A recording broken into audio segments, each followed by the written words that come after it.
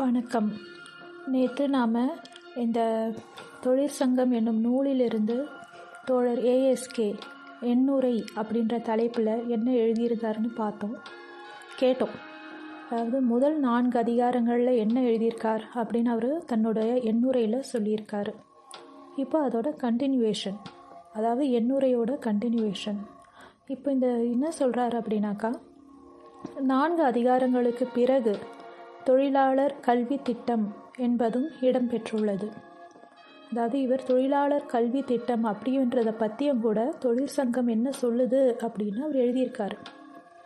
கூடவே அனுபந்தங்களில் சீரமைப்பு ரேஷனலைசேஷன் என்றால் என்ன, ஆட்டோமேஷன் என்றால் என்ன, தொழில் தகராறுகள் சட்டம் என்ன என்பன சேர்க்கப்பட்டுள்ளன. பாருங்க, 1975லேயே சீரமைப்பு ரேஷனலைசேஷன், அது ஏதோ புரியுது நமக்கு, சரி ஏதோ ரேஷனலைசேஷன் பற்றி சொல்லியிருக்காங்க தெரியுது. ஆனால் ஆட்டோமேஷன் 1975லேயே ஆட்டோமேஷன் பற்றியும் சொல்லியிருக்காங்க.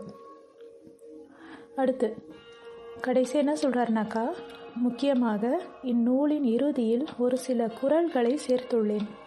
குறள் அனைத்தும் அழியா செல்வம் என்பதில் ஐயமில்லை.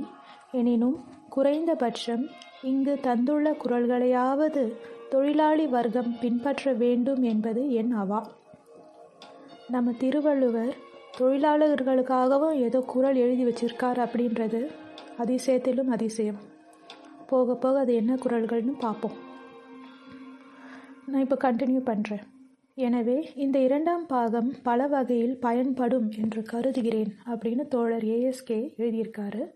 கடைசியாக என்ன சொல்கிறாருன்னா, இறுதியாக இந்த பதிப்பும் ஏற்கனவே முதல் பதிப்புடன் சேர்த்து அச்சிட்டிருந்தால் நன்றாக இருந்திருக்கும். ஆனால் காகிதம், மை, அட்டை, அச்சுக்கூலி முதலிய அனைத்தின் விலைகளும் எல்லா பொருட்களைப் போலவே விஷம் போல் ஏறிவிட்டன. ஆகவே 2ஆம் பதிப்பு என்பதற்கு பதிலாக 2ஆம் பாகம் மட்டும் வெளியிடப்படுகிறது. இந்திய தொழிலாளி வர்க்கத்தின் ஆசானாகிய தோழர் எஸ்.ஏ. டாங்கே அவர்களுக்கு இந்த 2ஆம் பாகத்தையும் என் காணிக்கையாக சமர்ப்பணம் செய்கிறேன். இப்படியாக 1975 ஏஎஸ்கே எழுதியிருக்கார்.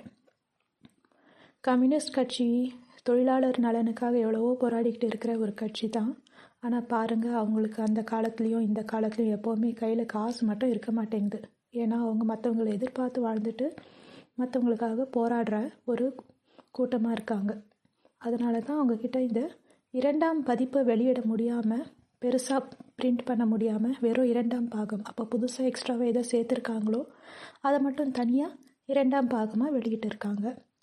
அண்ட் நம்ம அரசாங்கம், நம்ம தமிழ்நாட்டு அரசாங்கம் என்ன பண்ணியிருக்குன்னா, இதையெல்லாம் நேஷ்னலைஸ் பண்ணிட்டாங்க இந்த புக்கை. அதனால தான் இப்போ என்னால் இதை எடுத்து படிக்க முடியுது அண்ட் இதை ஆடியோவாக போட முடியுது. நன்றி மக்களே, நாளைக்கு மீண்டும் கேட்போம். Bye-bye.